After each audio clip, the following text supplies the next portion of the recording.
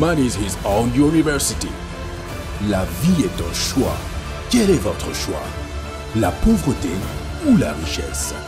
Ici, le choix est vite fait et connu. C'est la richesse, la prospérité, le bonheur, l'abondance, l'éducation honnête, l'amour, le pardon et le partage. Vous êtes né riche et heureux pour être riche et heureux. La richesse et le bonheur sont des droits à manifester. Ne laisse personne te dire le contraire. Même pas moi, coach Simon Ouedraogo. Nos conférences, séminaires et formations sont taillées sur mesure pour vous. Mesdames et messieurs, bonjour, bonjour, bonjour. Merci pour votre présence, merci pour tous vos commentaires, merci pour vos messages d'harmonie, merci pour vos messages de pensée positive. Je vous aime, je vous adore. Bienvenue encore une fois sur cette chaîne. Bienvenue sur ici, où vraiment ceux qui veulent vraiment réussir, ceux qui veulent avancer, ceux qui veulent voir vraiment leur vie changer, viennent vraiment pour s'abreuver, viennent pour s'inspirer. Ensemble, nous pouvons tout faire. Le titre de cette vidéo, ou du moins ce que je veux que vous cherchiez dans cette vidéo, c'est Be a Risk Taker. Nous devons être des preneurs de risques. Et parlant de risques, dans cette vidéo, allons-y voir la citation d'un des hommes les plus riches du monde qui s'appelle Warren Buffett. Il a dit « Risk comes from not knowing what you are doing ». Le risque, c'est quand tu ne sais pas ce que tu fais qu'on appelle un risque. Et quand tu écris le mot « riche » en anglais, et quand tu mets le mot « risque », vous voyez que c'est R-I-R-I, risk and rich. D'ailleurs, bon, la prononciation, les rappeurs même vont me dire que ça rime. Hein. Donc voici des gens qui veulent être riches et ils ne veulent pas prendre des risques. Je veux être riche, veut tout simplement dire je veux prendre des risques. Maintenant, nous sommes tous embarqués dans un film où personne ne va sortir vivant. Vous et moi, vous qui me suivez, moi qui suis en train de parler. Nous sommes embarqués dans un bateau, dans un film où il n'y aura aucun survivant. C'est-à-dire, dès lors que tu es né, tu viens au monde, au finish là-haut, on va dire que quoi? Si on a dit que tu es né, il reste une parole. Un jour, on va dire que tu es mort.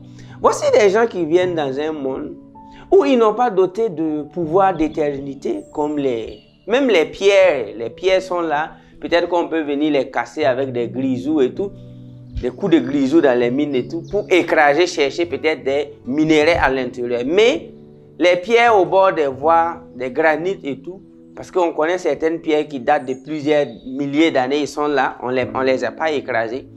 Tu n'es pas un matériel, tu n'es pas un objet, tu n'es pas un arbre mystique, ou bien tu n'es pas un produit fini, comme peut-être l'acier, qu'on va dire que bon, dès lors que tu es ici, au moins 200 ans, 300, nous sommes des humains. Et un être humain est engagé dans un film où il ne va pas sortir vivant.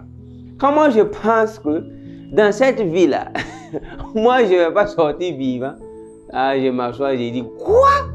Je dis, moi je ne vais pas sortir vivant? Et la réponse est, ouais, Coach Simon, we are sorry, but tu ne vas pas sortir vivant dans cette vie-là. J'ai dit, aïe.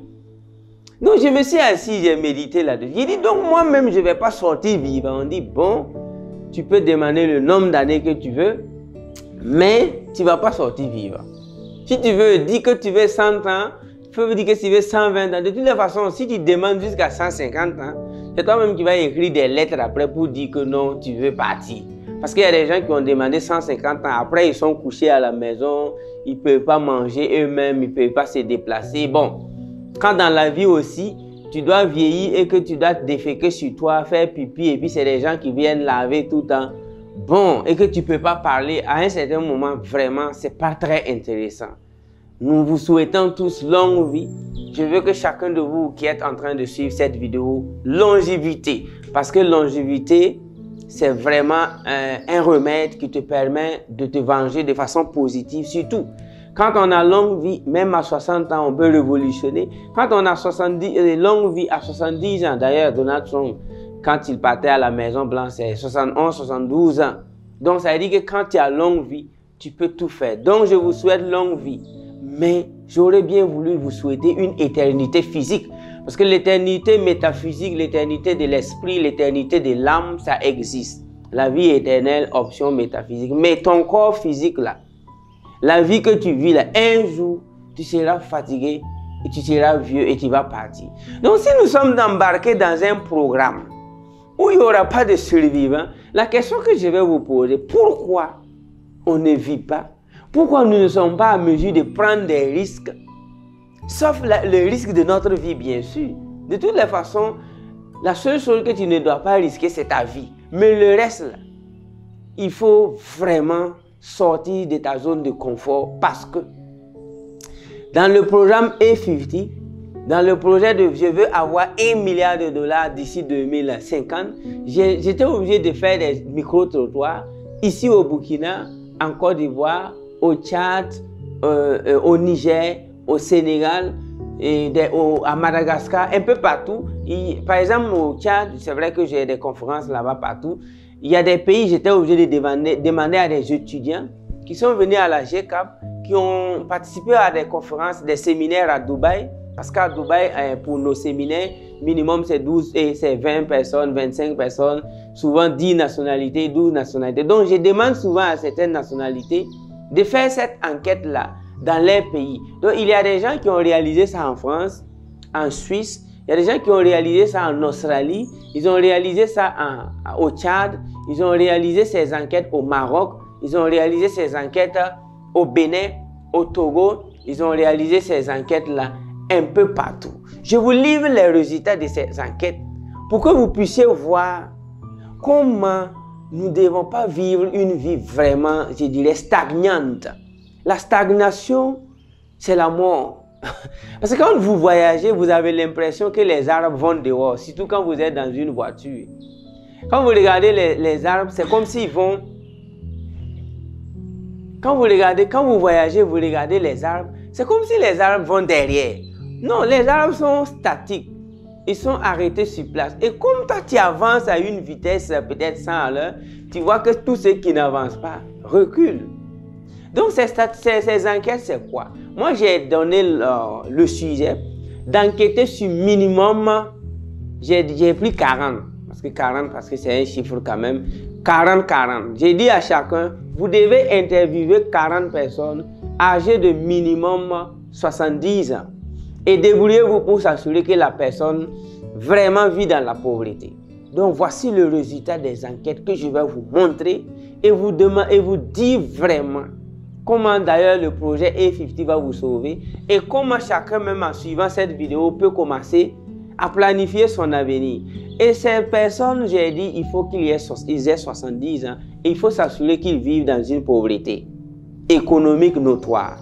J'ai dit bien pauvreté économique parce qu'il y a des vieux à partir de 70 ans, même si tu n'as pas 5 francs, tu as une richesse à quelque part. Donc, mais je voulais m'attarder sur la pauvreté économique. C'est-à-dire qu'il a 70 ans, mais il n'a même pas 1 million, il n'a pas 2 millions. À faire de 5 millions, il n'y en a pas. Et maintenant, j'ai dit de les poser la question qui n'ont qu'à dire la vérité, n'ont qu'à jurer. Rien que la vérité. Vous avez 70 ans, dites-moi. Est-ce que vous vous êtes déjà fixé un objectif d'1 milliard depuis que vous êtes né jusqu'à aujourd'hui? Tenez-vous bien. Dans tous les pays qu'on a posé la question, il n'y a pas eu une seule personne qui a répondu par oui. Une seule. Je dis bien une seule. Si j'avais vu une seule. En France, ils ont posé des questions. À des gens même qui ont travaillé, ils sont allés à la retraite. On leur a demandé s'ils ont déjà écrit noir sur blanc, s'ils veulent 1 milliard d'euros.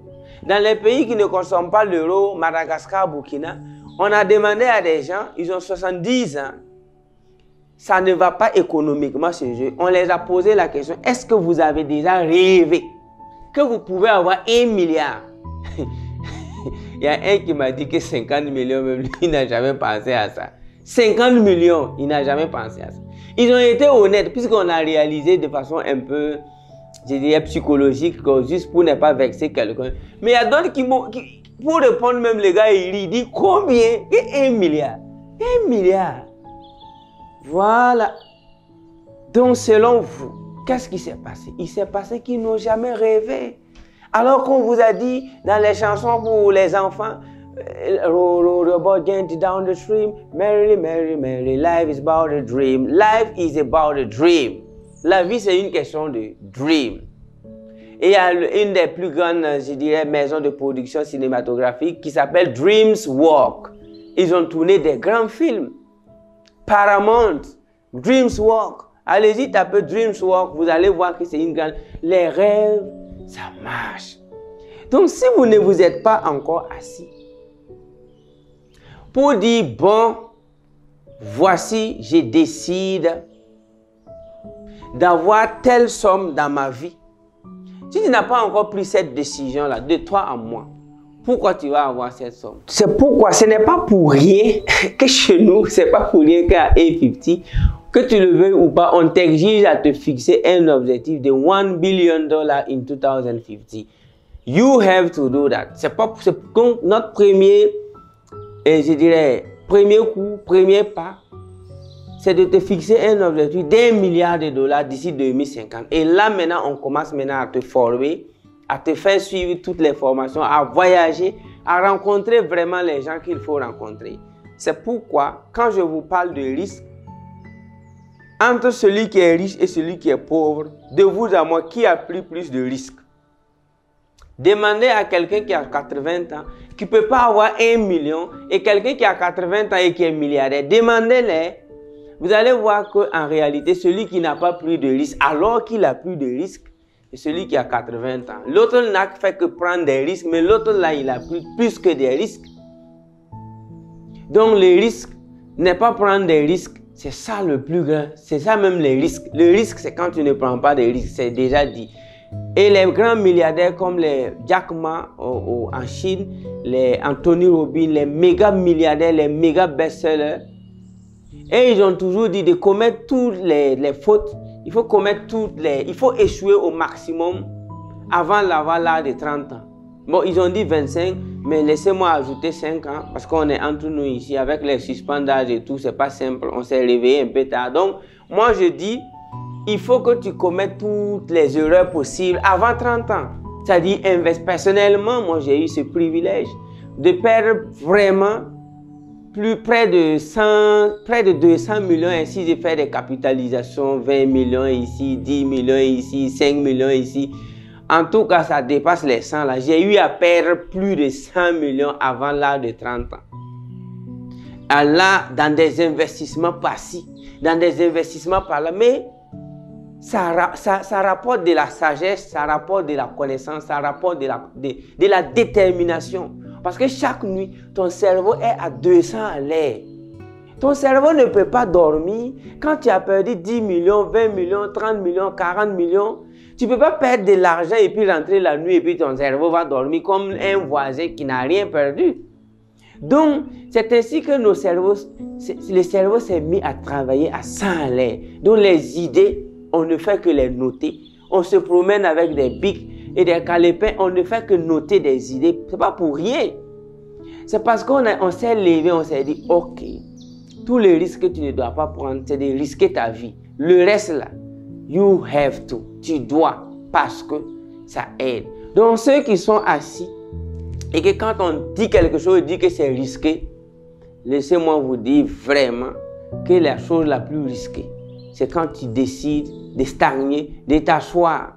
Quelqu'un qui gagnait 300 000 francs en 1980 était peut-être riche. Mais aujourd'hui, avec 300 000 francs dans les années 2010-2020, toi-même tu sais ce que tu peux faire avec.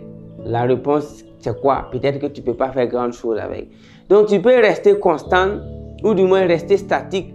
Je ne vous souhaite pas la stagnation. La stagnation, c'est la pire des choses.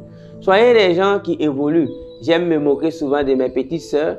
Quand elles me disent qu'elles veulent un homme à la situation stable, j'ai ri, j'ai dit, mais comment ça? J'ai dit, mais il faut chercher un homme à la situation évolutive. Hein?